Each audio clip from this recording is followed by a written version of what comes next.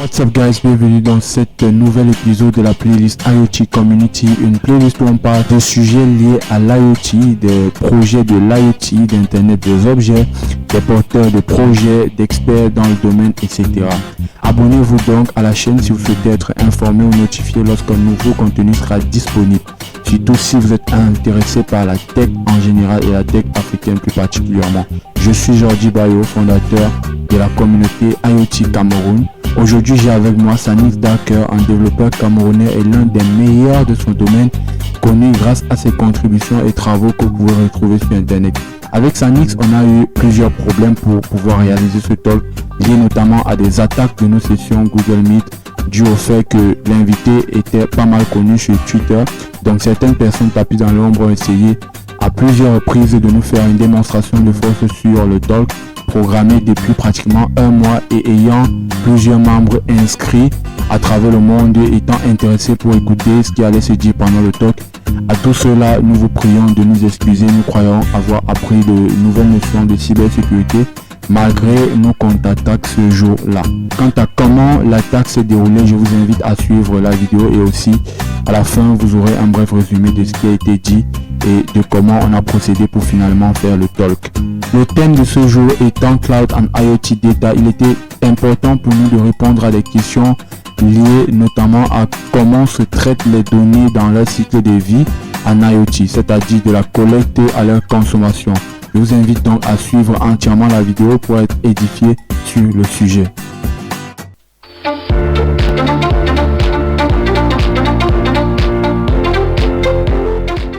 Bienvenue, c'est Sanix Darker. Dans le cadre des activités de la communauté, nous avons l'habitude d'accueillir de nombreuses personnalités de la tech, surtout de l'IoT, qu'on interviewe comme ça pour qu'ils nous parlent de leur expérience, d'un thème particulier ou de tout ce qui concerne l'IoT en général. Et aujourd'hui, c'est toi l'invité. Donc, je suis Jordi Bayo, votre host en chef aujourd'hui. Et ce soir, j'accueille Sanix Darker dans le cadre de la communauté, comme je l'ai dit. Alors, Sanix Darker, c'est d'abord un membre de la communauté qui est aussi très actif et qui nous conseille beaucoup par rapport à plusieurs trucs et qui fait aussi beaucoup de posts concernant ses activités. Je pense que vous le connaissez déjà assez. On n'aura pas besoin de beaucoup le présenter et je pense que on va laisser le soin à Sanix de le présenter. Bonsoir Sanix, bienvenue. Bonsoir tout le monde. Moi c'est Sanix, je suis développeur d'applications, c'est vrai, orienté back-end.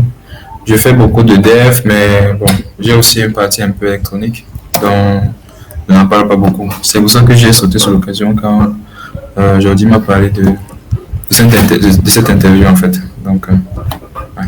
Alors, c'est assez intéressant parce que, tu sais, moi je te connaissais comme un mec qui fait vraiment du back-end engineering ou du DevOps, tout ça. Mais je savais vraiment pas que tu avais aussi ce côté électronique très poussé. Donc, je pense que j'ai su avec une activité de ActiveSpace, je pense, quand tu avais fait un truc pour présenter aux gars comment on gère et tout, c'est là où j'ai su en fait que tu as avec ce côté électronique là que tu ne montres pas très souvent et qui est assez développé, puisque tu m'as dit que tu as même commencé par là. C'était vraiment intéressant. Je me suis dit alors pourquoi pas faire ce talk avec toi où tu me parles de ça, et vu que tu travailles beaucoup sur du back-end, ce serait intéressant aussi de parler de data et de cloud, et voilà, c'est comme ça que ça a commencé et c'était intéressant. Donc ça nous permet directement de rechuter. Est-ce que pour tous ceux qui sont là et qui ne te connaissent pas vraiment, est-ce que tu peux nous faire une présentation de, on va dire, carrière ou bien de Sanix Darker réellement? On sait, voilà, que tu es back-end engineer, mais je veux dire de ton expérience, comment tu es arrivé à ce niveau et qu'est-ce qui te permet d'être toujours au top, d'être aussi productif. Voilà, donc un briefing de Sanix Darker réellement. Est-ce qu'on peut avoir ce petit résumé là?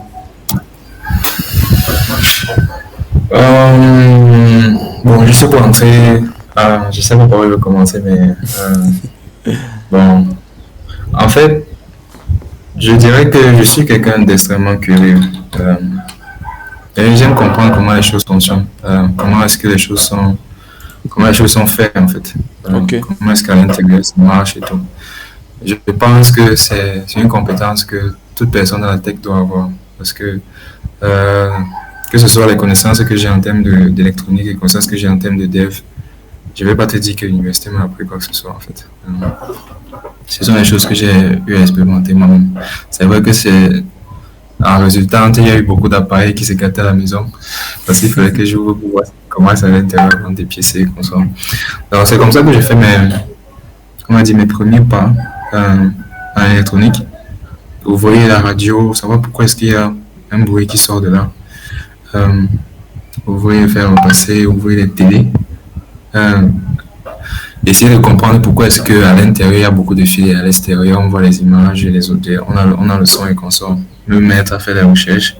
J'ai commencé à faire mes débuts en électronique. Je sais pas si je dis faire vraiment un début, mais vers l'âge de 16-17 ans. Mais c'était vraiment des trucs très simples et basiques que je faisais. Je prenais peut-être un composant dans tel appareil, j'essayais de le jumeler avec un autre truc. C'est-à-dire, je prends peut-être, je sais pas, un appareil qui peut être gâté, qui ne fonctionne plus. Je retire une pièce qui est bonne là-bas, je fais un mélange. Je faisais beaucoup on va dire, d'alchimie en fait. Donc, je composais les choses pour voir comment ça marche et tout. Donc, déjà que j'ai un cursus, les 3 premières années que j'ai eu à l'université, c'était dans une filière qui faisait de la physique. Donc, c'est vrai qu'on faisait beaucoup de choses théoriques, mécanique quantique et mécanique des solides et ce genre de choses en fait. Donc, quand j'obtiens ma licence en 3e année, je passe maintenant dans le cycle ingénieur 4e année, 5e année, cycle ingénieur 3e. Déjà, quel établissement, c'est l'UIC. Donc, vraiment, sincèrement, durant tout mon cursus, je ne peux pas vraiment dire que j'ai eu une. Les connaissances que j'ai en électronique, peut-être il y a une matière qui m'a permis de les acquérir et consorts. Déjà, un avantage que beaucoup de personnes qui débutent en électronique ont aujourd'hui, c'est que il y a beaucoup d'éléments qui ont été construits pour pouvoir faciliter l'apprentissage. Je prends un exemple très simple. Avant, quand il fallait travailler sur un système particulier, on disait peut-être qu'il fallait coder peut-être un truc et mettre dans un microcontrôleur qui va, disons, capter la lumière, faire quoi que ce soit, faire quoi que ce soit. Il n'y avait pas d'Arduino, il n'y avait pas de... Non, non, non. Avant, il y avait des logiciels qu'on appelait c'était les microchips. Tu écris un code en C, tu flashes ça dans un programmeur. Déjà que tout le monde avait un programmeur avant, là. Le programmeur, c'était extrêmement cher. C'était des cartes où tu prends un microcontrôleur, tu piques dessus, tu charges le programme à l'intérieur. Et ensuite, tu retires le microcontrôleur de là pour le mettre dans le circuit que tu veux, le circuit intégré ou le PCB que tu as eu à faire pour le système que tu veux mettre sur pied. Donc aujourd'hui, c'est extrêmement facile, d'apprendre l'électronique. C'est tellement plus facile qu'avant. Donc, comme j'ai dit, ça c'est pour ma présentation et c'est la question que tu as eu à me demander, comment est-ce que ça se fait pour que j'ai, disons, un certain nombre de connaissances en électronique, un certain nombre de connaissances en programmation, dev et comme ça en fait. Ouais. Ouais. Alors, c'est assez intéressant. Tout à l'heure, tu as parlé de microcontrôleurs. Alors ça, j'ai vraiment aimé quand tu as parlé de ça parce que aujourd'hui, les gens voient même plus cette difficulté-là. Alors que c'est vrai, personnellement, je l'ai fait pas parce que c'était une contrainte, mais c'est plus pour connaître en fait, pour te dire ok, il faut quand même que tu le fasses parce que tu touches un peu de l'électronique. Mais aujourd'hui on a tellement de trucs comme tu disais, on a tellement d'alternatives à ça et c'est génial quoi, c'est génial et tout le monde peut vraiment se mettre dans l'électronique aujourd'hui, dans l'IoT en général. Ok. Alors donc après ton cycle ingénieur, est-ce que dans le quotidien tu continues à faire des petits systèmes embarqués ou est-ce que tu continues à travailler sur l'IoT j'ai vu ce que tu avais fait dans le cadre d'ActiveSpace, mais je sais pas alors si après ça tu le fais régulièrement ou voilà. Donc si tu le fais régulièrement, est-ce que de temps à autre tu peux partager avec nous ce que tu fais? Bon, euh, pour ce qui est des systèmes que j'ai eu à faire, que ce soit euh, dans le code, le dev, uniquement le dev ou les solutions électroniques, il y a beaucoup de solutions que je fais des deux côtés. Ça dépend du problème en fait. Euh, j'ai eu à faire beaucoup de systèmes. C'est vrai que, on va dire, c'est bizarre, mais l'audience, je ne sais pas si c'est par rapport au contexte africain camerounais, l'audience en ce qui concerne l'électronique et les projets que je poste n'est pas la même que pour le dev en fait.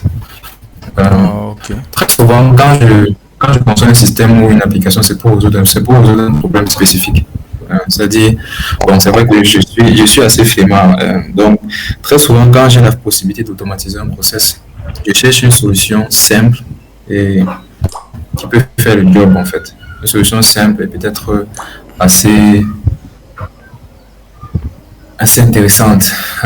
Puis, j'ai eu à faire beaucoup de petits systèmes Mhm. pour pouvoir résoudre les problèmes que j'avais au quotidien.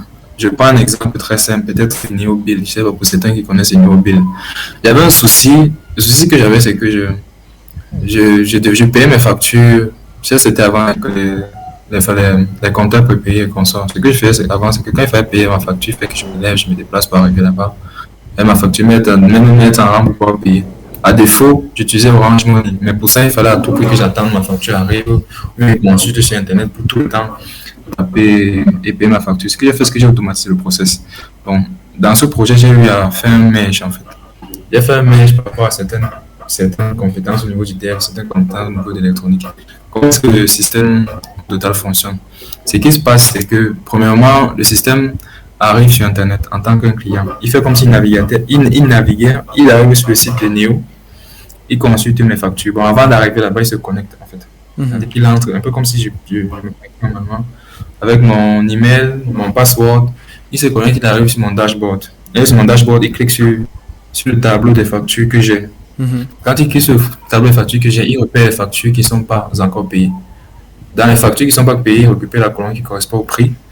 Et quand il a son montant, il vérifie si dans mon Orange Money j'ai le montant correspondant. Comment est-ce qu'il vérifie? Il tape le code USSD, il récupère la somme que j'ai dans mon Orange Money. Si c'est une valeur qui est supérieure ou égale à ça, il paye directement.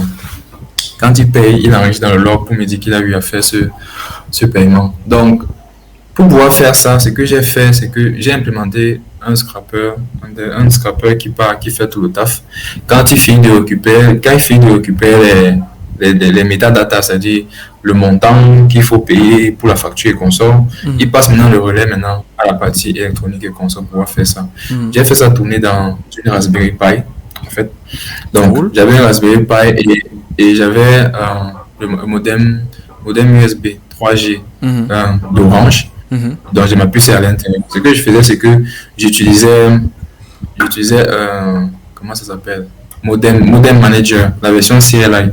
J'utilisais ce modem manager pour accéder au port USB, me connecter au modem USB 3G pour pouvoir envoyer les commandes pour demander que, OK, envoie tel code USB.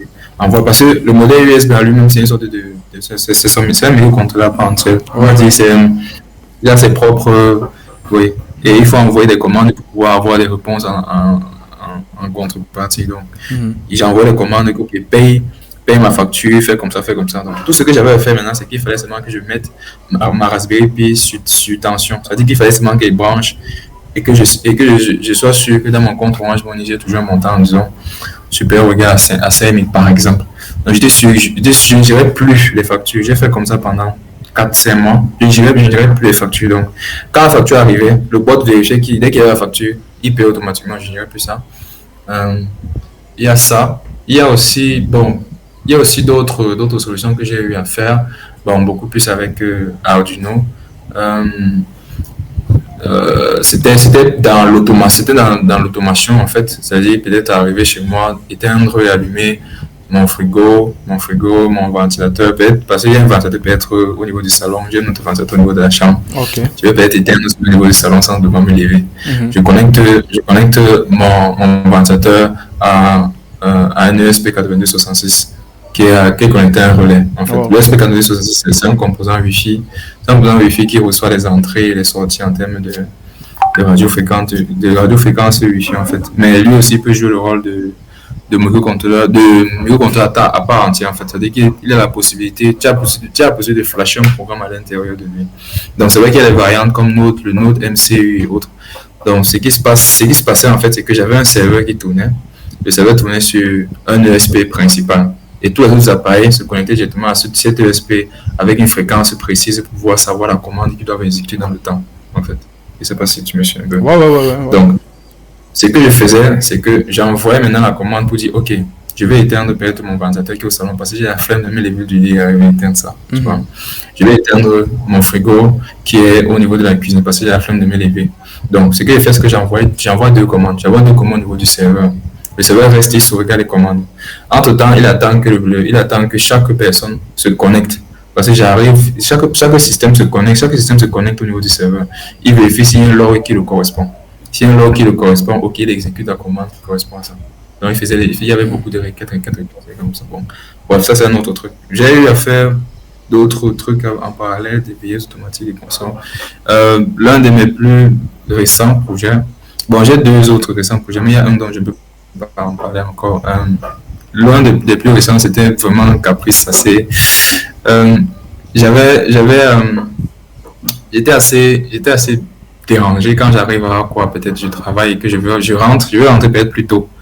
Et j'arrive plus tôt, je me rends compte qu'il n'y aura coupé le courant. Ce que j'ai fait, c'est que j'ai eu à coder un programme qui me fait signe quand il y a la lumière chez moi. C'est vrai que d'autres personnes vont dire qu'il faut appeler le voisin. D'autres personnes vont dire qu'il faut appeler le voisin. Mais quand les voisins ne sont pas disponibles. Alors qu'en soi, tu peux le faire, le système, en fait. Voilà, en fait. Donc, il fallait ce que j'envoie un SMS. Quand le système ne me répondait pas, ça veut dire qu'il n'y avait pas le courant. Quand le système me répond, ça veut dire qu'il y avait le courant. Tu l'as fait avec quoi? Avec Raspberry Pi? Non, Arduino. Avec Arduino, ok. J'ai connecté avec un module GSM. GSM SIM 900. Donc, j'envoie un SMS. Il reçoit. Le SIM 900 reçoit. Il envoie la commande. Parce qu'il y a une boucle infinie que j'ai mis au niveau du programme d'Arduino. Donc, ça tourne, ça check le nouveau message. Quand ça reçoit un message et que c'est moi qui envoie. J'ai juste besoin d'avoir peut-être un point d'interrogation pour dire, gars, n'importe quoi. Il me répond seulement, oui, il y a la lumière. Voilà. En fait, juste pour que tu vois un peu, c'est beaucoup plus des caprices et aussi. Très souvent, quand tu penses à la solution à un problème, parce que déjà, pour un problème, il y avoir des multiples solutions. Quand tu penses à la solution à un problème, tu cherches la façon à laquelle tu peux implémenter la solution. Quand je fais intervenir la partie électronique, très souvent, il y a des façons de gérer sans la partie électronique, mais disons, pour un caprice, ou peut-être pour pouvoir juste me remémorer et travailler un peu sur la partie hardware, je trouve. Travailler avec eux. Ouais. Il y a les questions. Ok, avant qu'on passe aux questions, je pense qu'on devrait finir. Ok, donc c'est assez intéressant. Aujourd'hui, pour ceux qui ont l'habitude de suivre nos talks dans la communauté, vous allez vous rendre compte en fait que ce dont on parle est un petit peu différent de ce dont on a l'habitude de dire ou d'évoquer dans les talks. Parce qu'aujourd'hui, on parle plus programmation et tout. Et peut-être d'autres peuvent se perdre. Mais c'est important. Pourquoi en fait quand on parle de cloud and IoT data, en fait, il est important de noter ici que beaucoup de gars, moi j'ai vu beaucoup de gars, que ce soit à l'université, dans la vie réelle, qui sont des gars biomédical, des gars qui font électronique, des gars qui font électricité, qui essaient de concevoir des systèmes, mais quand ils font le système complètement électronique et tout, on arrive au niveau programmation, parce que là tu parlais d'avoir un serveur auquel tu envoies une requête et tout ça, et c'est des concepts que les gars généralement ne maîtrisent pas, tu vois. Donc du coup, dès qu'il a fait son système et tout, côté programmation, gestion des données, c'est plus du bidouillage. Donc c'est plus de la recherche, comme ça on essaie d'assembler les trucs pour que ça marche.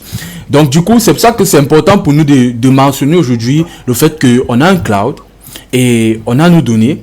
Un peu comme dans les exemples que tu as pris, on voit très bien le volet cloud et données, même s'il n'est pas Dans l'exemple, par exemple, de la lumière, même s'il n'est pas très égayé, mais on arrive quand même à voir que il y a des données quelque part et il y a une sorte de nuage, il y a une sorte de connexion quelque part qui permettent à ce que tu puisses récupérer tes données. Et un autre point aussi que les gars généralement ne gèrent pas, en fait, c'est cette connectivité à distance là. Parce que moi, j'ai vu plein de projets et les gars ont fait des trucs superbes, et des trucs de contrôle à distance, mais à chaque fois tu dois être dans le réseau local, tu vois, c'est un très gros souci. Donc à un moment donné tu peux tu peux exploiter le cloud pour gérer ton problème de connectivité à distance. Ça peut être peut-être par des SMS comme tu l'as dit, mais ça c'est parce que je suppose que c'est parce que c'est un projet assez simple. Maintenant, pour un projet qui est assez complexe, il te faut envoyer vraiment des choses aussi complexes, des données structurées, des objets, etc. Donc voilà où voilà où on peut rechuter directement dans le thème d'aujourd'hui qui est Cloud and IoT Data. Et parlant de ça, qu'est-ce que tu en penses, Sanix? Qu'est-ce que tu peux nous dire là-dessus, Cloud and IoT Data? Tu as totalement raison en fait. La majorité des projets électroniques embarqués de ce que j'ai eu à côtoyer dans le contexte africain et camerounais ne sont pas vraiment orientés transfert. Je préfère du transfert de données en fait. Pas trop cloud, mais transfert de données. Très souvent, la solution s'arrange à faire à résoudre un problème spécifique et ça s'arrête là. C'est-à-dire que ça ne continue pas par envoyer des statistiques ou un truc de ce genre au niveau du cloud et tout ça. Et très souvent, il faut être dans un réseau local pour pouvoir le faire.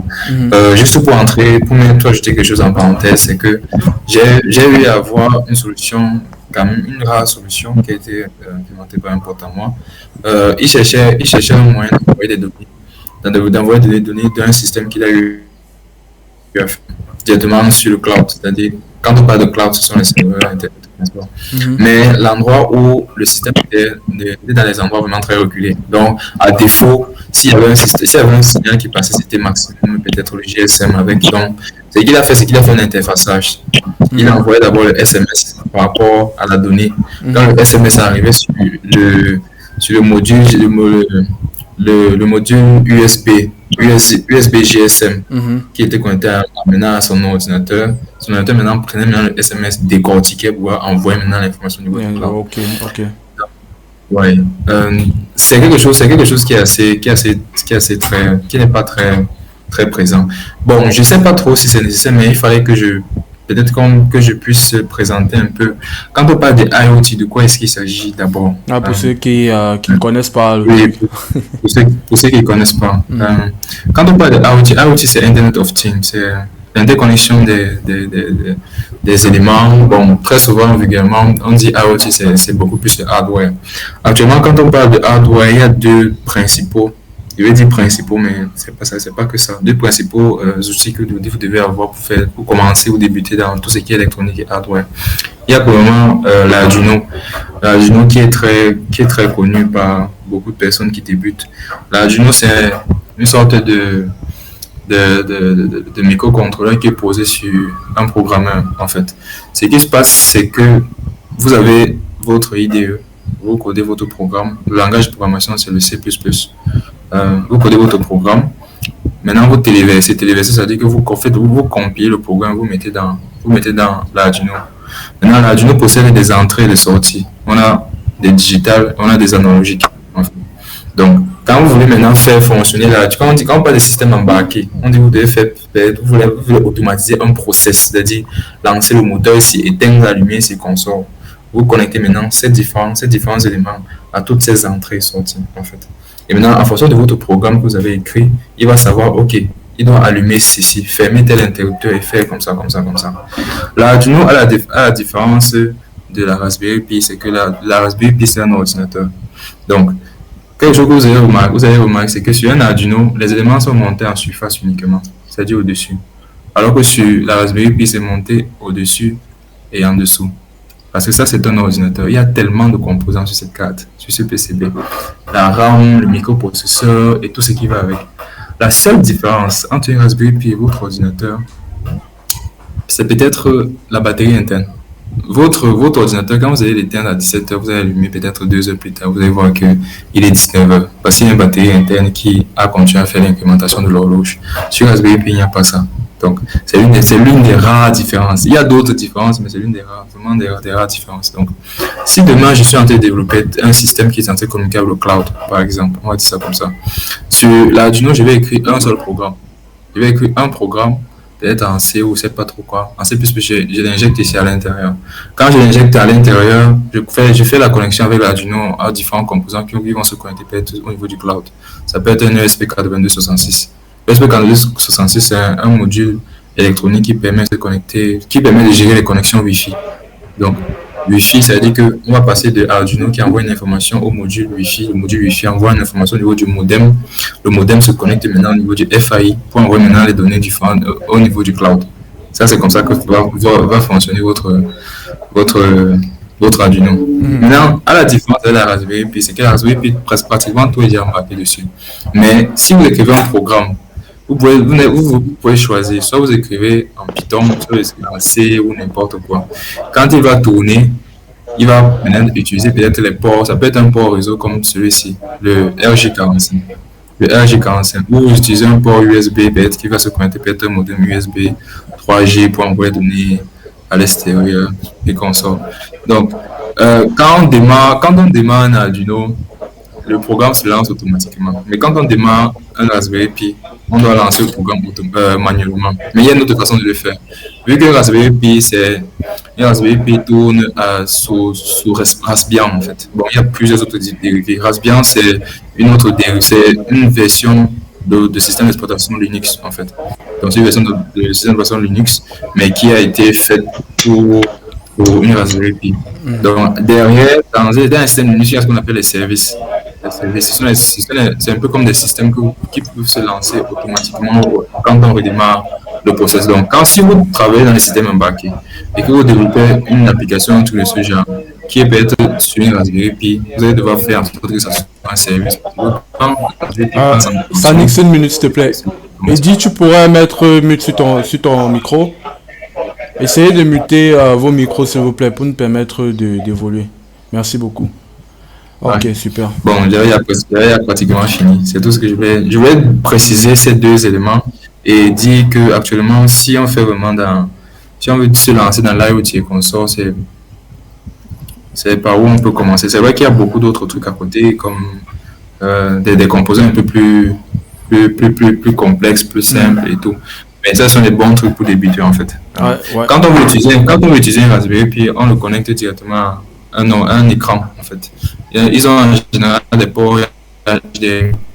On le connecte directement à un écran, on le met en tension avec un port USB, vous le branchez juste directement et vous avez accès à votre ordinateur. Le disque dur, sur nos machines, on a un disque dur qui est installé. Ici, c'est une carte mémoire qu'on met derrière.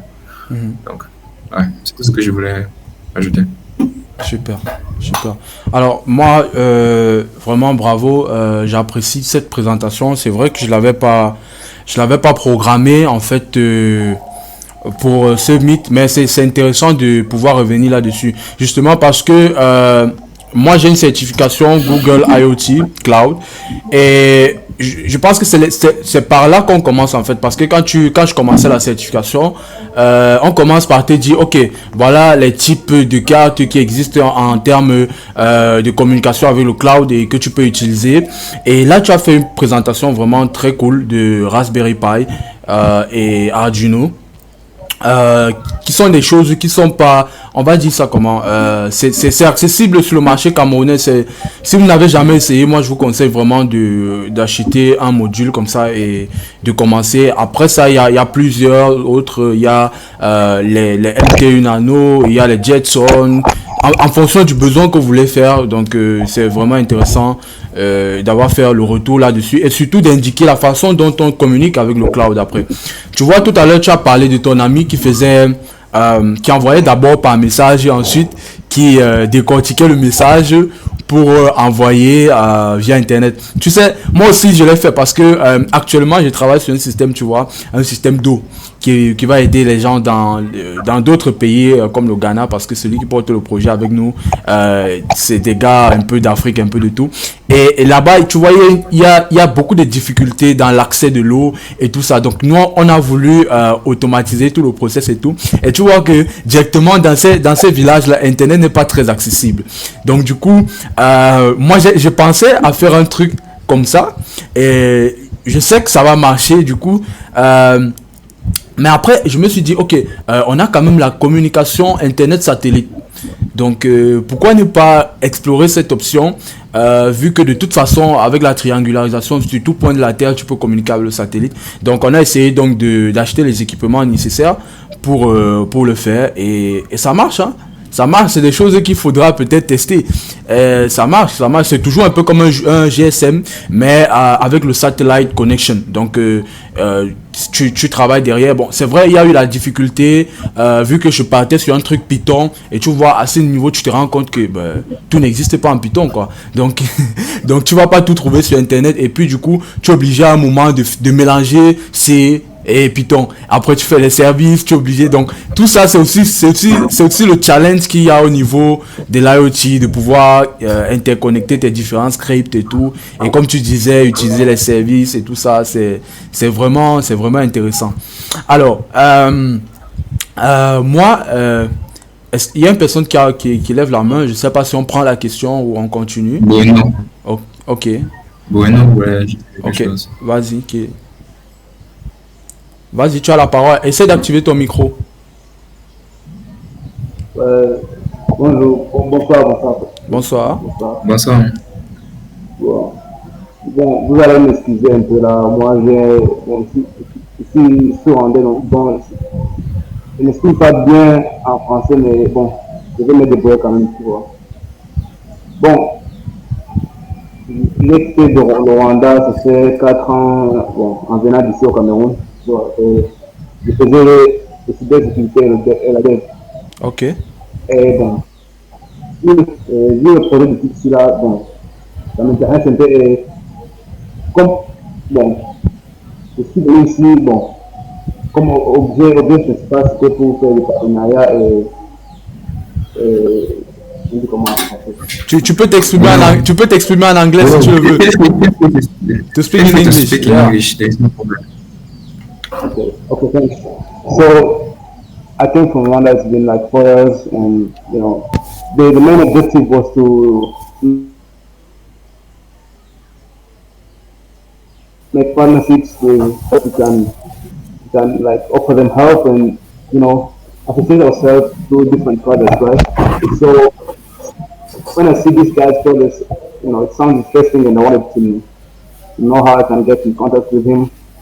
So in Rwanda, I've contributed on some IoT projects like 16 or 17, and some of them are, you know, that's really in different fields, such as agriculture, tech, you know, petrol. I mean, it's in different fields, and I wanted to know this guy so that I can get in contact with him to contribute to what we are trying to do.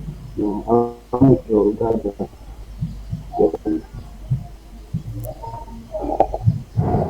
The network failed, but Yes. Network. maybe can you try it again? I didn't hear very well. Yes. Okay. Can you tell me? What I'm saying is, Yes. yeah, what I'm saying is, you know, I just wanted to know how can get in contact since I have like some projects in IoT that I'm looking for help. I don't know if you're open to work. I don't know any details. Oh, Okay. You know, Oh, I'd like to, yeah. yeah. You're asking if I'm available to work with you on a project on IoT. Maybe I Is can. that so? Yeah, open. Yeah, it's okay. If I don't know if you what's the platform you usually use to work on? Yeah, like sharing code or do you know GitHub or? I mean, we are in the initialization process, so we are not yet. Ouais. En fait, à un moment donné, c'est devenu tellement instable et tout. Ok. Je pense qu'on va continuer jusqu'à la fin avant de prendre des questions. Je pense que c'est mieux comme ça parce que j'ai été éjecté sans même comprendre pourquoi. D'accord, il n'y a pas de souci, il n'y a pas de souci. C'est mieux de prendre jusqu'à la Pour fin. ceux, pour ceux qui n'interviennent, pour ceux qui ne parlent pas, c'est possible. Pour épargner la connexion des autres, il faut désactiver votre caméra aussi. Oui, et votre micro Oui, seulement. Alors, oui, Jordi. alors tu as répondu à sa question du coup? Oui, oui, j'ai répondu à sa question. Alors, super. Moi, j'aimerais mentionner que nous avons une communauté IoT, donc s'il aimerait être participant du groupe WhatsApp et tout, il peut nous rejoindre et éventuellement poser ses questions. Dans la communauté, il y a beaucoup de gars forts. Donc chacun fait son truc de son côté, mais c'est pour ça que beaucoup de gens ne communiquent pas, mais si tu as un problème, généralement, on t'aide. Donc voilà quoi. Je sais pas s'il est encore là ou et tout. On demande le lien de la communauté. Ah ok. Ok. D'accord. Je vais l'envoyer pendant que tu seras en train de parler et puis chacun pourra rejoindre la communauté s'il le souhaite. Alors, donc voilà, je sais même plus à quel niveau on était. Voilà, on parlait de cloud et de données pour l'IoT. Alors, moi, j'aimerais qu'on soit un peu plus focus sur le sujet pour ne pas perdre certaines personnes. Voilà, j'aimerais qu'on parle du processus de mise en place d'un système IoT. Donc, c'est-à-dire que actuellement, on essaie de se positionner sur le troisième niveau. Donc, il y a 3 niveaux. Le premier niveau, c'est la collecte de données, avec ce que Sanix a expliqué. Donc, vous allez concevoir votre système embarqué, collecter des données du monde naturel et tout. Le deuxième niveau, c'est le niveau où vous traitez ces données. Ça veut dire que lorsque vous avez collecté les données, ça suppose que vous les avez mis quelque part, forcément peut-être par le cloud ou vous les avez stockées en local ou directement. Donc après, il y a un processus de traitement de ces données, l'organisation de ces données, la structuration de ces données. Et il y a un troisième niveau qui est le niveau de la consommation des données. Donc à ce niveau, vous pouvez donc essayer soit de faire des analyses statistiques, soit de créer des applications mobiles pour pouvoir consommer la donnée dont vous avez collecté et traité. Et dans tout ce process-là, en fait, le cloud se positionne au niveau du deuxième et du troisième process. Et moi, en fait, l'idée... Donc, j'aimerais qu'on puisse parler de l'intervention du cloud à ces 2 niveaux de la fin, la deuxième et troisième niveau, véritablement pour qu'on ne puisse pas se perdre, pour qu'on puisse parler véritablement du cloud. Et si tu as déjà fait des trucs concernant cela, de vraiment nous édifier d'autres personnes, comme je disais tout à l'heure, c'est que les gens font des systèmes, mais généralement c'est en local. Donc, comment on casse le mythe, comment on les permet en fait de pouvoir se connecter au cloud et de pouvoir utiliser les ressources du cloud en fait.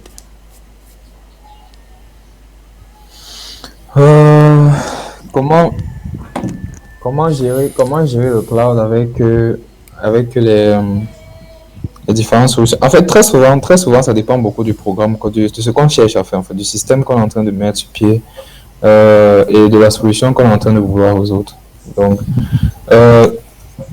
dépendamment du choix technique, parce que parfois, certains vont décider de partir avec un projet qui... Déjà que l'Arduino, c'est beaucoup plus pour le...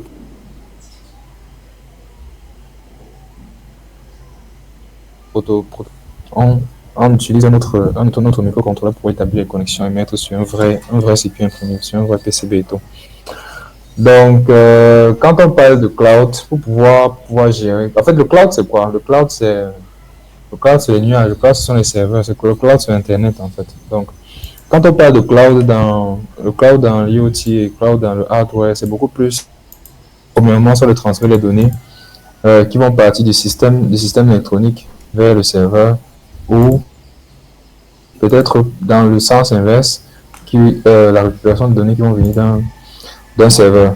Donc, je vais prendre un exemple très simple. Tout à l'heure, j'ai parlé d'un système que j'ai eu sur lequel j'ai eu à travailler par rapport à Neobil et comme ça. Donc, si on va sur le projet en question, vu que j'ai eu à travailler avec une Raspberry Pi, on peut dire qu'il y a eu un peu d'interaction avec le cloud ici. Parce qu'il fallait, le principe du projet Neobil était de récupérer les factures, mes factures Neo sur le serveur de Neo. Ensuite, pour pouvoir les traiter plus tard. Donc, il y avait une requête pour occuper les données. Et ensuite, il y avait le traitement après. Donc, quand on parle de cloud, pour le moment, il faut d'abord chercher le moyen de s'y connecter. Donc, pour une Arduino, par exemple, il y a des composants qui permettent l'établissement de la connexion entre votre système embarqué et le FAI. Si vous utilisez un fournisseur d'accès Internet comme Orange, MTN et consorts, ou vous utilisez une connexion Internet satellitaire, ça dépend de vous. Donc, pour un projet qui tourne autour de l'Arduino, très souvent, c'est qu'on utilise les composants qu'on appelle les GSM. Les GSM avec SIM 800 et SIM 900, en fait. C'est un peu comme des cartes comme ça, mais c'est plus comme des téléphones, en fait. C'est un peu comme des téléphones, mais c'est un peu comme des téléphones qui sont sur des cartes imprimées. Donc, on a le transfert de données qui vont de la carte Arduino pour ce GSM SIM 900. Ensuite, pour arriver directement sur le fournisseur d'accès à Internet avant d'arriver au niveau du cloud. Donc, supposons peut-être que j'ai envie de faire un projet, par exemple avec une carte Arduino. Et le projet en question, j'aimerais, disons, envoyer, je sais pas trop, envoyer les valeurs peut-être de température qui correspondent à mon champ, par exemple. Dans mon champ ou dans ma couveuse. Supposons que j'ai fait une couveuse où je vais mettre l'enfant et qu'on sort, le bébé et nourrisson, que je veux envoyer les données qui correspondent à la température ambiante de la couveuse, la température, les informations comme l'humidité et consort. Alors, ce que je vais faire, c'est que je vais les capteurs. Je vais les capteurs qui sont au niveau de ma couveuse. Les capteurs vont envoyer les données au niveau de l'Arduino. L'Arduino va se connecter au composant GSM en question. Vu que le composant GSM se comporte comme un téléphone, tout comme vous activez les données mobiles sur votre composant GSM, on peut aussi activer les données mobiles au niveau du module GSM. C'est-à-dire que vous pouvez communiquer avec Internet à partir d'un module GSM. Donc, les données vont quitter maintenant de l'Arduino, arriver sur le module GSM et arriver sur Internet en passant par le fournisseur d'accès. Ça peut être Orange ou MTN. Ça, c'est avec Arduino. Avec la Raspberry Pi, il est plus simple en fait d'utiliser un modem 3G USB qu'on connecte directement sur la Raspberry Pi.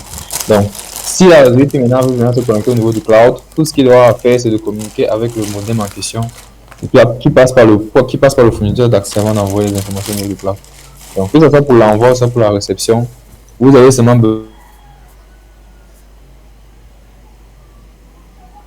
besoin de trouver un.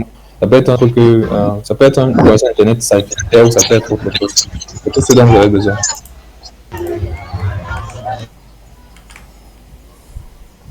Donc, ouais. Ok. C'est tout ce que je voulais dire. Ok, super. Et moi, j'aimerais rappeler que les SIM 900 dont il parle, ça ressemble à quelque chose comme ceci. Donc voilà. Donc là, vous avez l'antenne là qui va se connecter et derrière, vous avez carrément un endroit où vous pouvez mettre votre SIM de votre réseau en fait, voilà. Donc ça ressemble à plus ça et vous pouvez connecter comme il a dit et pouvoir transmettre de vos messages. Donc super que tu puisses indiquer donc les moyens de connexion au cloud. C'est très important parce que sans ça vraiment on peut pas transférer au cloud véritablement sans internet et tout. Alors donc, lorsque les données sont atteintes, généralement, au niveau des plateformes cloud, de tout ce qui existe, qu'est-ce que tu utilises comme solution? Amazon, GCP, où tu achètes ton propre serveur, tu fais tes configs et tout? Très souvent, j'achète mon propre serveur, en fait. Je configure tout depuis la base. Bon, c'est vrai qu'il est plus simple, plus aisé de gérer avec un truc comme AWS parce qu'ils ont déjà beaucoup de choses intégrées pour le déploiement rapide d'une solution et console et tout. Mais très souvent, j'utilise mon propre VPS, c'est-à-dire que j'achète un droplet par exemple sur Digital Ocean. Donc, je vais prendre le même cas avec la couveuse tout à l'heure. J'ai envie que je puisse avoir les statistiques qui concernent ma couveuse. Peut-être, moi, je suis peut-être à Yaoundé, ma couveuse à Douala. J'ai envie d'avoir les statistiques qui concernent ma couveuse. Donc, j'ai lui expliqué le process. Supposons que je suis en train d'implémenter cela avec une Arduino. Donc, j'ai les capteurs d'une part qui envoient les données les données au niveau de l'Arduino. L'Arduino se connecte directement au module GSM et à partir du fournisseur d'accès Internet d'Orange, ils envoient les données maintenant sur mon serveur. Donc, ça veut dire qu'au préalable, dans le code, j'ai eu à paramétrer l'adresse IP du serveur auquel les informations doivent arriver. Donc, ce que je fais au niveau de mon application, au niveau du serveur, c'est que je peux faire une petite application back-end, on va dire ça comme ça, qui reçoit les requêtes, en fait. Quand je reçois les requêtes, je les passe et peut-être je peux les sauvegarder dans une base de données de ce genre. Et maintenant, au niveau de mon ordinateur, moi qui suis à Yaoundé, j'ai juste à me connecter à ce serveur. Quand je me connecte à ce serveur, j'aurai accès aux informations que mon système embarqué pour pouvoir être qui est en train de monitorer la couveuse, c'est en train d'envoyer au niveau du serveur. Donc, les informations vont transiter au niveau de la base. Et moi, je me connecte depuis Yaoundé. Je me connecte au niveau du serveur, j'ai accès à ces informations. Donc, c'est un peu comme ça. S'il doit prendre un cas pratique, peut-être pour pouvoir illustrer comment est-ce que le process se ferait. Donc, c'est un peu ça. Wow. Là, vraiment, là, c'est intéressant, mais moi, je pense que moi, je suis pas comme toi, hein. Moi, je ne développe pas mes propres trucs, gars. Toi, tu es trop fort. En fait, moi, je préfère utiliser, je préfère, la plupart du temps, je préfère utiliser GCP parce que je sais que bon, voilà, après, derrière, il y a des protocoles qui me facilitent la tâche pour le faire, comme MQTT et tout. J'essaie de le faire rapidement pour ne pas perdre assez de temps, mais c'est quand même intéressant d'avoir la même mise sur ce que tu fais et tout. Et ouais, il faut encore rappeler que ici vraiment l'utilité du cloud, c'est vraiment que dès que tu as envoyé tes données sur le cloud, tu peux avoir accès à cela n'importe où. Donc, peu importe où vous êtes, vous pouvez avoir accès, vous pouvez passer vos commandes, activer des choses à distance et tout. C'est vraiment l'utilité de cela. Mais parlant aussi des protocoles, est-ce que tu les utilises pas? Je veux dire, quand il faut par exemple faire un système où tu veux comment, on prend le simple exemple de l'allumage, allumage et extinction peut-être. De la lumière à la maison. Donc, s'il faut envoyer des commandes, comment tu le fais? Est-ce que tu développes ton propre truc ou alors tu pars aussi sur un protocole où tu vas pouvoir faire des commandes à distance et activer ton système embarqué? Je peux aller sur un protocole très standard, le HTTP. Hein. Je peux aller sur le protocole HTTP. Et si je donne l'exemple du système que j'ai déjà eu à faire pour éteindre mon ventilateur à distance et consort. J'ai le protocole, je suis dans un réseau LAN. Donc, j'ai l'adresse IP de chaque composant qui sont au niveau du noyau. Je vais appeler ça comme ça. Donc, moi, à mon niveau, ce que je fais, c'est que je me connecte au niveau du Wi-Fi, le Wi-Fi du noyau.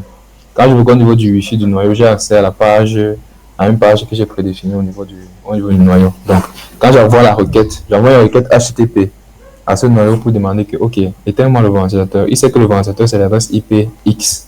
Tu vois un peu ce que je suis en train de dire. Ouais. C'est l'adresse IP X, il a l'instruction par rapport à ça.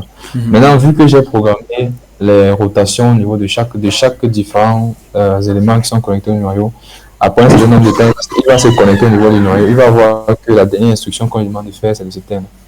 Il va occuper cette donnée. Et cet élément, cette requête, c'est en HTTP. Requête réponse en GET, par exemple. Ça, c'est un exemple. Donc, maintenant, c'est vrai qu'en fonction des circonstances, on peut passer d'un protocole à un autre. Ouais. On peut passer, peut-être faire l'utilisation d'AMQP. Supposons AMQP, hein, c'est un peu comme pour gérer les providers brokers. Ça veut dire que je ne veux pas perdre les informations. La différence fondamentale entre le reste, on va dire ça comme ça, ou le HTTP par exemple, c'est que tu peux avoir les requêtes mortes en fait. Je m'explique. Oui. Supposons que tu es censé communiquer avec un système qui ne sauvegarde pas ta requête. C'est-à-dire quand tu envoies une requête, il est censé exécuter ça. Donc si j'envoie une requête et qu'il y a une perte de connexion ou un truc arrive avec mon signal, il ne va jamais exécuter ça. Il va falloir que je relance encore cette opération. Tu vois un peu. À la différence d'un message broker, c'est un peu comme un tuyau.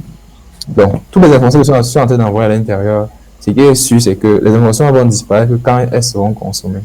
Je ne sais pas si tu vois ce que je suis en train de dire. Oui. C'est-à-dire que dans un cas visuel spécifique, je suis sûr que quand tel va consommer l'information, il va processer cette information. Donc, je peux utiliser maintenant le protocole AMQP ou je peux utiliser HTTP. Donc, ça dépend. Hein.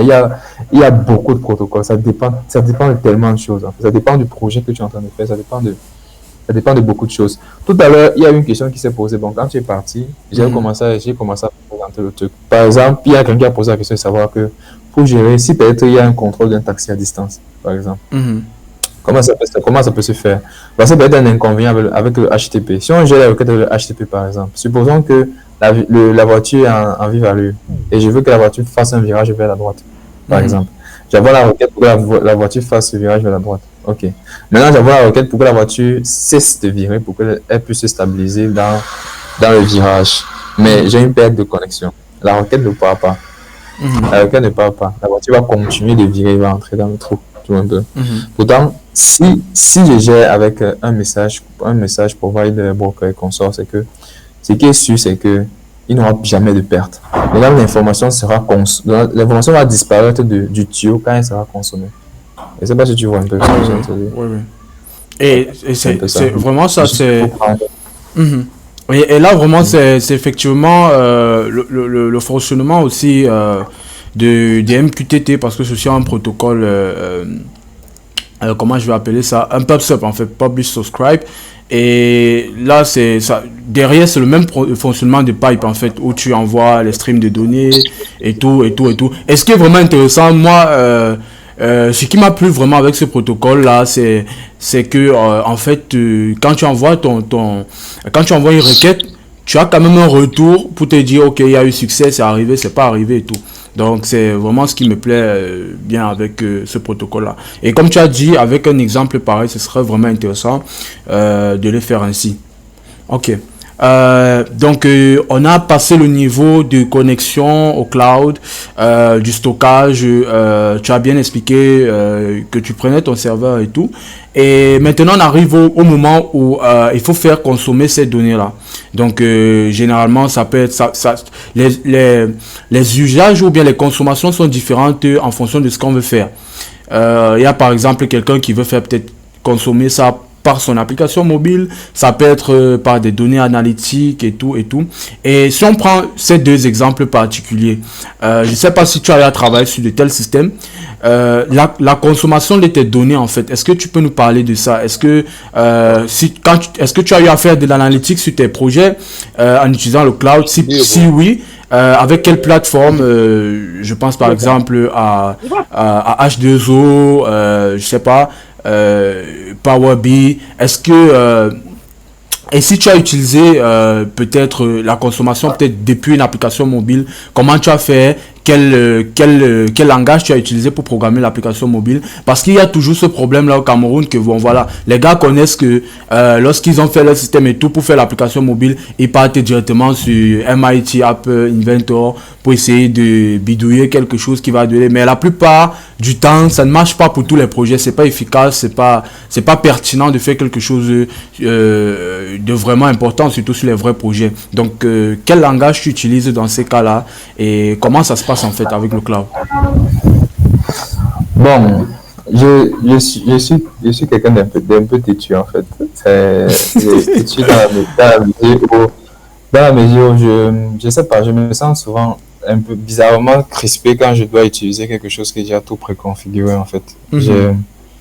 C'est un peu bizarre. Bon, c'est un avantage, c'est aussi un gros inconvénient que j'ai. C'est pour ça que très souvent, la majorité c'est vraiment il y a une très petite partie de ce que j'utilise comme outil qui sont des trucs que je n'ai pas eu à devoir consort. Donc, quand j'implémente un truc du genre et si je dois utiliser un téléphone ou un truc du genre, je ne vais pas coder une application Android ou une application iOS ou AG. Premièrement, d'abord, je vais travailler le navigateur. Ça, c'est de 1 d'abord. Donc, parce que c'est plus simple et c'est moins fatigant. Ça veut dire que si je prends un cas particulier de données, supposons peut-être que j'ai peut-être un système qui est censé évaluer peut-être, je sais pas, la productivité d'un champ que j'ai, ou bien, je sais pas, évaluer la croissance d'une tomate que j'ai eu à mettre, je sais pas, dans mon champ et comme ça. Et j'ai envie d'avoir ces statistiques au niveau de mon téléphone. Ça, c'est un exemple, n'est-ce pas? Je ne vais pas m'asseoir et implémenter une application Android, implémenter une application iOS et consort. il est plus simple. Bon, je suis quelqu'un de paresseux, donc il est plus simple de faire un truc il est plus simple de faire une application web. Il est plus simple de faire une application web parce que même au niveau de ton ordinateur, tu vas pouvoir accéder à ça. Donc, ce que je vais faire, premièrement, c'est que j'ai le système qui fait l'évaluation de la croissance de ma tomate, n'est-ce pas? Je cherche un moyen d'envoyer cette donnée, sur un serveur, un de mes serveurs, n'importe lequel. Je peux soit utiliser ce que j'ai expliqué tout à l'heure par rapport à FAI ou expliquer quoi que ce soit, n'importe quoi. Ouais. Une fois que c'est fait, j'implémente une application web au niveau de mon serveur qui est censé se connecter au système de base de données ou se connecter directement au système qui fait la sauvegarde des différentes données qui entrent peut-être au niveau du serveur. Et l'application web va juste les restituer au niveau de mon navigateur. Aussi simple que ça en fait. Je sais pas si tu vois ce que je suis en train de dire. Je vois. Très souvent pour les trucs embarqués comme ça, j'utilise les compose components en fait. Comme dans le monde de l'hardware, on a plusieurs composants distincts. On a l'Arduino, on a le l'ESP3266, on a aussi certains qui sont composés. Donc, et certains qui permettent la composition de plusieurs trucs à la fois. Comme un truc que j'ai eu à découvrir récemment, ça fait pas 2-3 mois. C'est un shield, c'est un petit composant qui est à la fois programmable en Arduino, c'est-à-dire que c'est un bootloader. C'est programmable en Arduino. C'est un ESP8266 pour la connexion Wi-Fi. C'est un GSM. Et ça aussi le Bluetooth. Direct, quoi. Dans un seul composant. Donc, ça t'évite d'avoir tout un truc avec les connexions, les fils partout. Tu peux te tromper même quand tu programmes et tout. Donc, j'ai été bluffé par ce genre de choses. Donc, c'est quand tu as un truc comme ça, tu te casses même pas. Tu te casses pas, pourquoi? Parce que tout ça est directement on board. C'est-à-dire que quand tu écris un programme, quand tu dois travailler même dans génération un projet électronique et que tu as des composants que tu achètes, quand tu achètes des composants, tu prends aussi ce qu'on appelle le datasheet.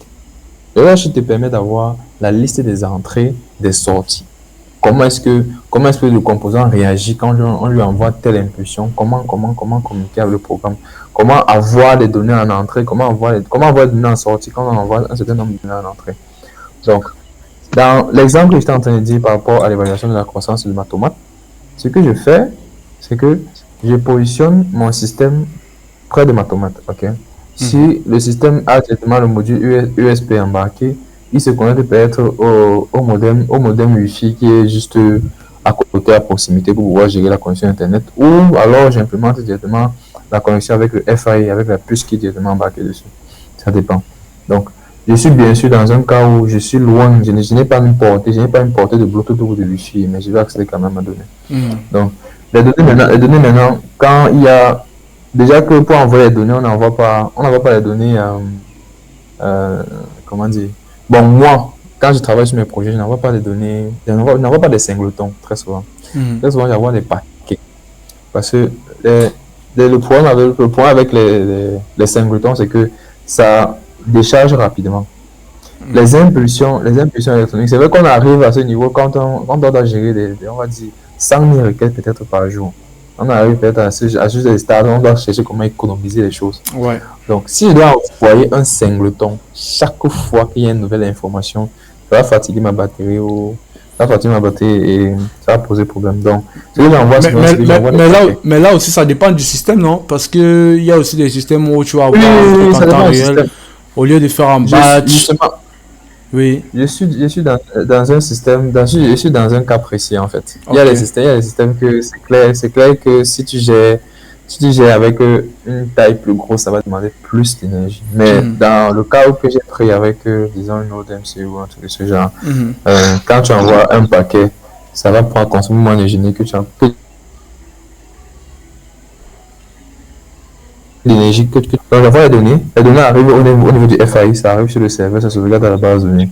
Quand ça se sauvegarde dans la base de données maintenant, moi, à mon niveau, je me connecte, j'accède à l'application web.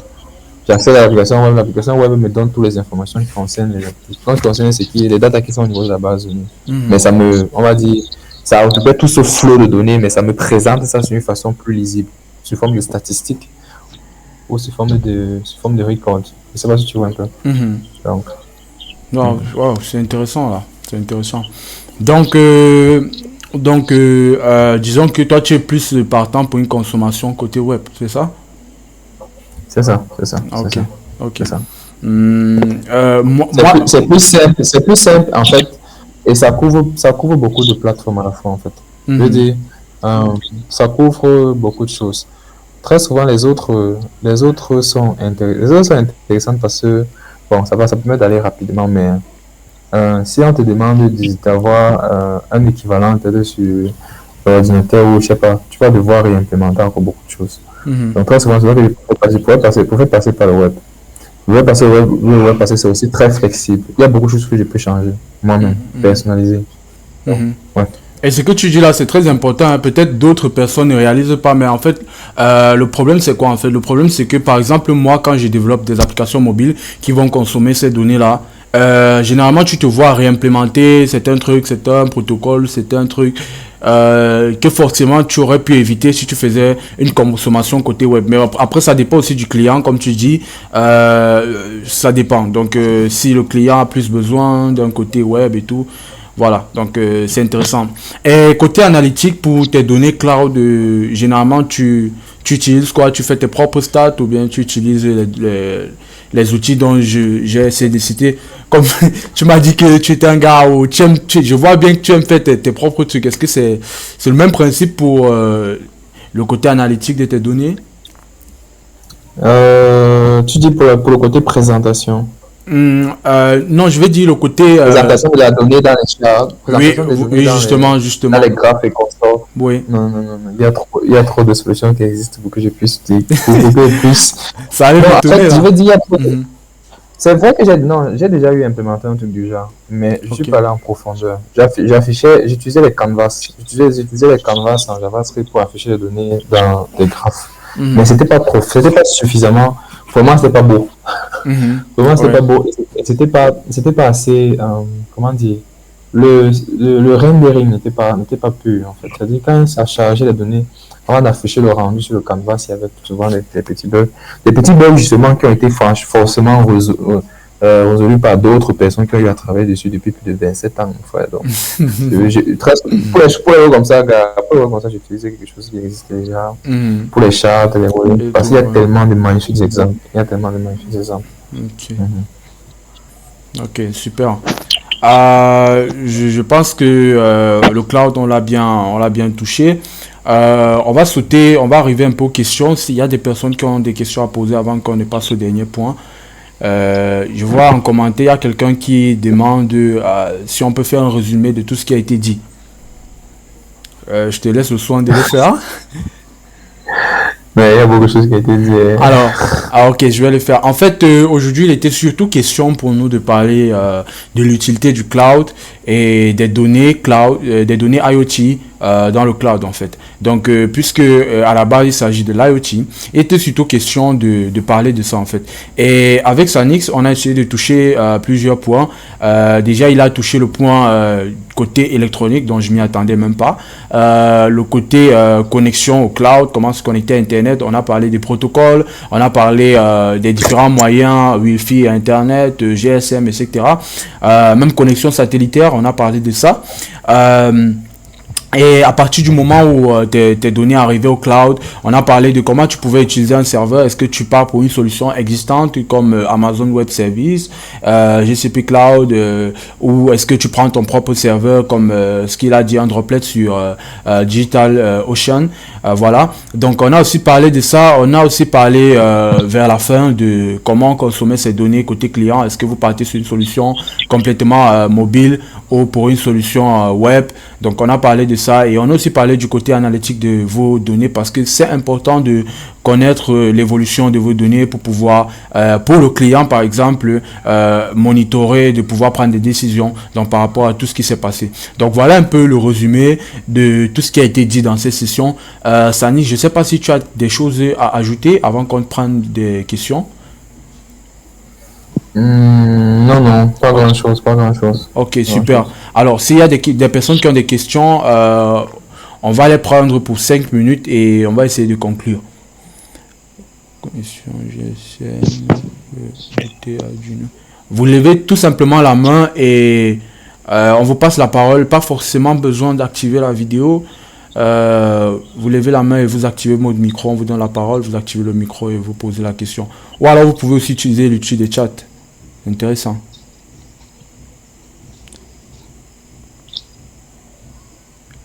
Franck, mon gars, vous poser une question. Tu peux parler, je sais pas. Vous avez levé la main. Ok. Bon, bonsoir, vous m'écoutez? Oui, super. Bon, merci déjà pour la présentation, même comme je suis arrivé en retard. Je voulais demander si... Bon, j'ai bien compris le résumé que Jordi a fait. Donc, les données qui quittent du matériel pour le cloud et qui sont récupérées soit par le web, par le mobile, pour être peut-être analysées pour d'autres fins.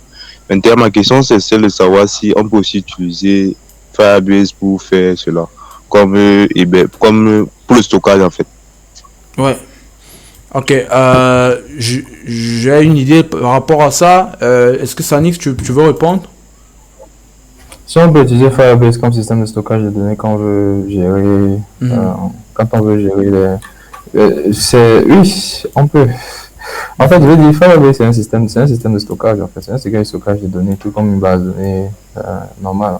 Il a ses API, il a sa façon avec laquelle tu insères une information, il a sa façon avec laquelle tu récupères une information, il a sa façon avec laquelle tu changes une information. Je veux dire, c'est un système de gestion de base de données. C'est un peu comme une institution de base de données. Donc oui, c'est possible. Je pense que j'ai déjà eu entendre d'un projet pareil qui stockait des informations sur Firebase, en fait. Donc, ouais. Super intéressant. En fait. Tout ce qu'il faut faire, c'est peut-être savoir comment est-ce que tu vas peut-être procéder. Tu peux faire en sorte qu'il y ait une interface, en fait. C'est-à-dire que les données que tu envoies de ton système embarqué, par exemple, ça passe par cette interface. Cette interface envoie bien au niveau du Firebase. Ou alors, tu configures de sorte que c'est le client lui-même qui a la possibilité d'envoyer directement sur Firebase. Je crois que c'est faisable. Firebase a des excellents API pour pouvoir gérer cela. Là, tu peux sauvegarder une information directement sur la base de données Firebase. Donc, tu le fais. Tu implémentes la solution. Tu peux implémenter la solution au niveau de ton projet, que ce soit avec Arduino, que ce soit avec Raspberry Pi, en fait. Donc, c'est vrai qu'avec Arduino, il y a des éléments que tu vas ajouter à côté. Il y a des éléments que tu vas ajouter à côté pour pouvoir faire la connexion avec le FI et consort. Ouais. Donc, ouais, c'est possible. Avec Firebase, c'est possible. Et en fait, pour ceux qui ne connaissent pas Firebase, en fait, c'est une solution SaaS qui est offerte par Google et qui permet de stocker les données comme Sanix l'a si bien dit. Et il y a plein d'autres microservices à côté que vous pouvez utiliser. Donc, personnellement, j'ai déjà utilisé Firebase pour faire un système IoT. Et j'ai même un dernier système qui fonctionne sur ça. Je l'ai bien aimé, mais moi je vais dire que si tu veux utiliser Firebase, peut-être c'est parce que tu penses que peut-être après tu auras un usage plus mobile, parce que c'est un peu ça l'avantage qu'on a avec Firebase. C'est vraiment un real-time database où tu ajoutes les données par flux et tout. C'est pas forcément la meilleure solution en IoT, mais c'est possible. Il y a un gros inconvénient avec ça, c'est parce que après, il faut sauvegarder l'intégration de Firebase, je vais dire, au niveau de ton système embarqué, fait avec ce qu'on appelle le Firebase SDK Admin. Donc, il y a un tas d'informations hyper confidentielles que tu seras obligé de stocker sur le noyau de ton système embarqué, ce qui n'est pas très sécurisé. Je veux dire, c'est pas très safe comme solution. Donc, voilà. Donc, après, tu peux faire comme ça, Nix a dit, soit tu passes directement avec ces SDK admin là, soit tu prends un serveur quelque part et tu configures un protocole un MQTT browser qui sera un peu comme ton serveur de passerelle, où tu vas d'abord envoyer les données là-bas, ensuite tu traites tes données, tu vois si tes données sont sécurisées avant d'aller stocker sur Firebase. Moi je pense que c'est la meilleure alternative ou la meilleure option à faire. D'accord, merci. Ok, super. D'autres questions?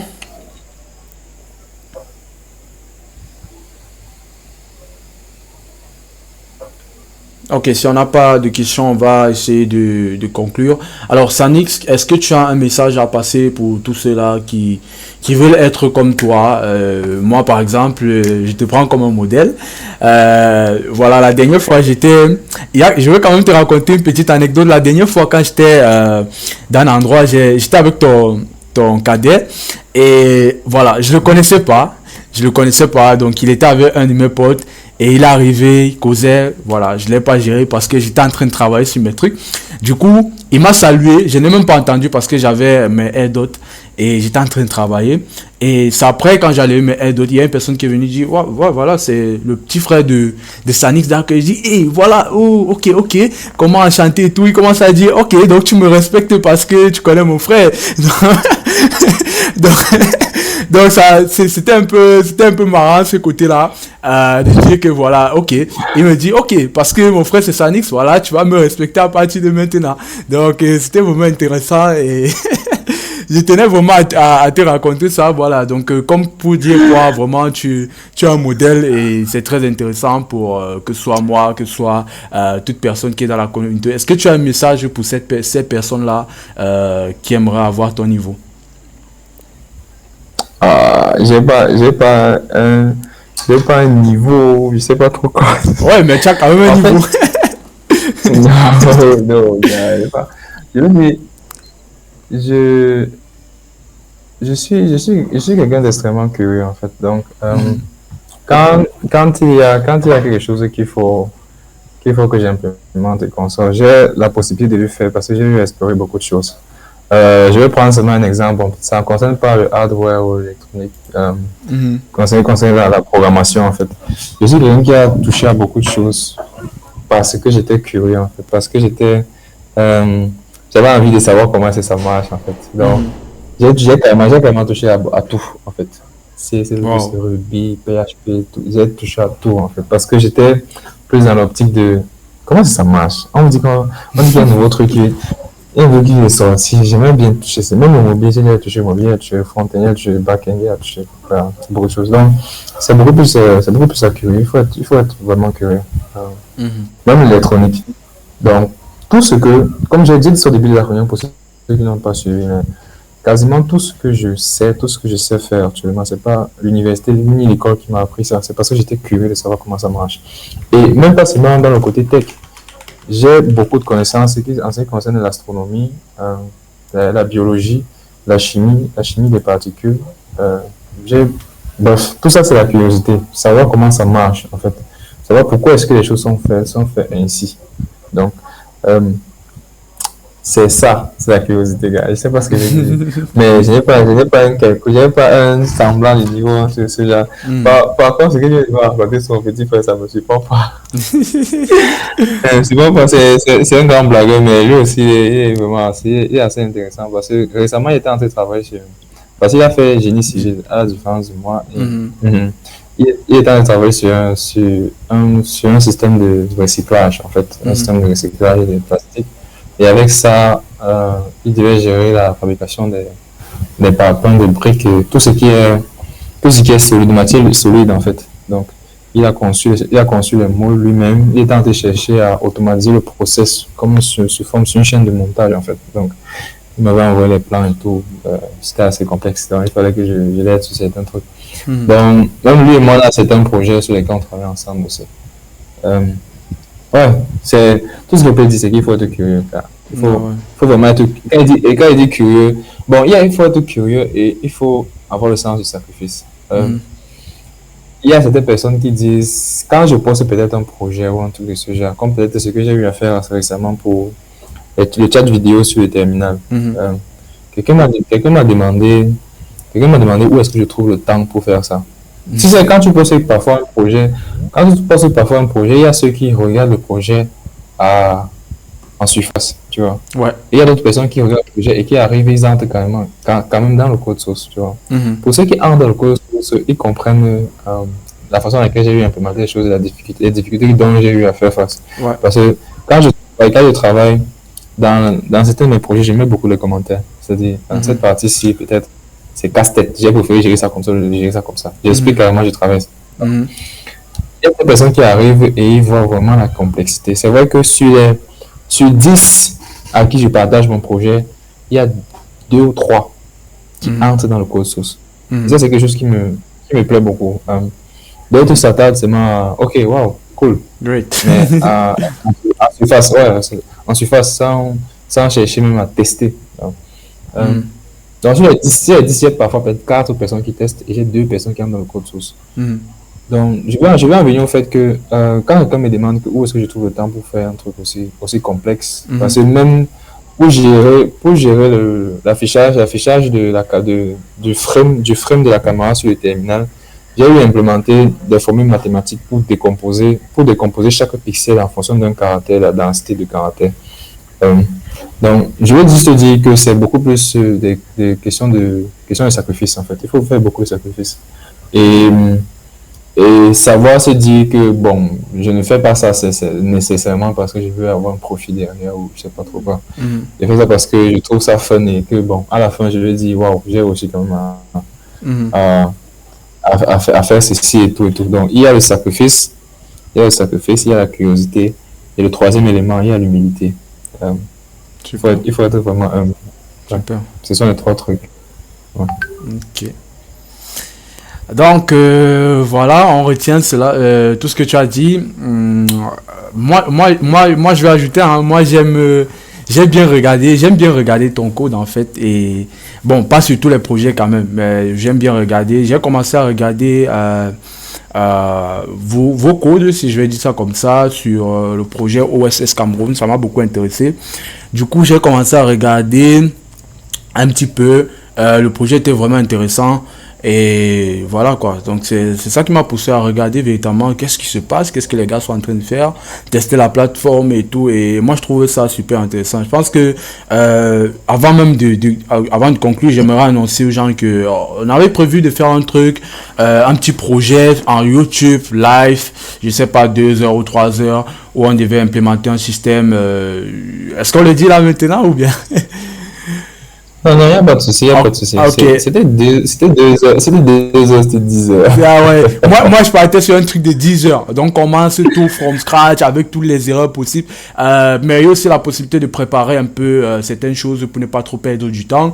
Et le projet, en fait, c'était de pouvoir utiliser l'intelligence artificielle pour faciliter la tâche à ceux qui corrigent les épreuves dans les universités au Cameroun. Donc, pas seulement au Cameroun, un peu de partout. Donc, le but, en fait, c'était vraiment au niveau...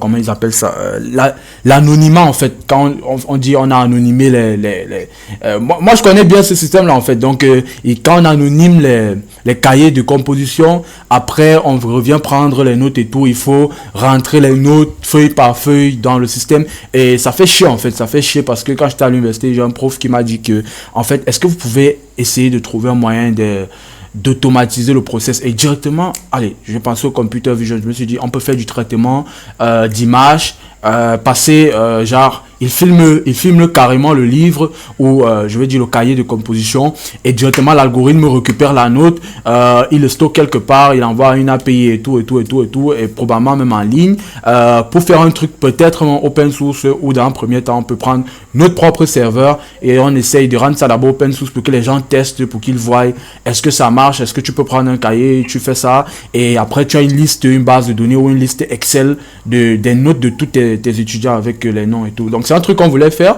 et je sais pas encore quand on va le programmer, je pense qu'on va le faire très prochainement, peut-être avant juin. Donc ce sera possible de le faire. Donc restons vraiment scotchés. Il y a le lien de la communauté dans le chat pour ceux qui aimeraient suivre. Sanix aussi a une chaîne YouTube. Parlant de ça, est-ce que quels sont ceux qui veulent te rencontrer, quels sont les canaux sur lesquels ils peuvent te chercher, c'est quoi tes... J'ai eu à poster les liens vers mon Telegram. Je vais les reposter en fait dans le chat. Super, d'accord. Voilà, ça c'est bien. Ok, super. Pour ceux qui veulent... Donc pour ceux qui veulent suivre Sanix, voilà, vous pouvez aller vers ce lien là. Et pour ceux qui veulent rejoindre rapidement la communauté, vous pouvez suivre ce lien. Ou pour ceux qui veulent voir mes activités aussi, vous pouvez aller sur YouTube, vous tapez tout simplement YoungDev et vous verrez ma chaîne YouTube et vous pouvez vous abonner pour voir ce qu'on va proposer par la suite. Alors Sanix, c'était un plaisir de te recevoir aujourd'hui malgré tout ce qu'on a eu comme problème et tout. Donc à la fin, je vais essayer d'éditer les vidéos pour pouvoir les poster parce que je peux pas poster directement comme ça. Je pense que ça nous a donné une leçon pour le futur et on va essayer de temps en temps de penser vraiment sécurité avant de faire un prochain talk. Parce que ce qui s'est passé au début là, c'était brut. C'était très brut même, très brut. Ok, donc c'était un plaisir. Merci à tout le monde d'avoir participé à ce talk numéro 6 de la communauté IoT Community Cameroun.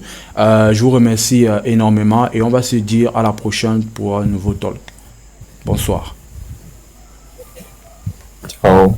Suite à ce talk, on a compris beaucoup de choses quant à certains protocoles de données et transport vers le cloud, les bonnes pratiques à suivre pour bien architecturer son projet et dans ses projets majeurs tels que Eneobil, comme Sanix l'a expliqué, vous avez pu comprendre comment il gérait certains aspects techniques et c'est aussi cela le but de notre communauté, aider rapidement d'autres personnes à comprendre comment des choses techniques sont gérées en back-end. J'espère que vous avez aimé cet épisode et le contenu de tout ce que nous essayons d'élever en Afrique, c'est-à-dire l'IoT. Pour ceux qui veulent commencer avec l'IoT aujourd'hui ou pour ceux qui font déjà l'IoT et qui aimeraient bien comprendre cette partie cloud, j'ai créé une formation gratuite pour vous qui s'appelle Raspberry Pi qui est disponible sur ma chaîne YonDev. C'est vrai, ça ne touche pas à toutes les boards, mais c'est vraiment du Raspberry Pi et j'estime que si vous arrivez à suivre toute cette formation, vous pourrez comprendre l'interaction qu'il y a entre votre projet et le cloud et surtout les bénéfices de pouvoir profiter du cloud. N'oubliez pas de liker et de vous abonner pour nous offrir un peu de support car c'est la meilleure façon d'encourager nos travaux et faire persister ce type de contenu. Je vous dis à la prochaine dans Cameroun IoT Community.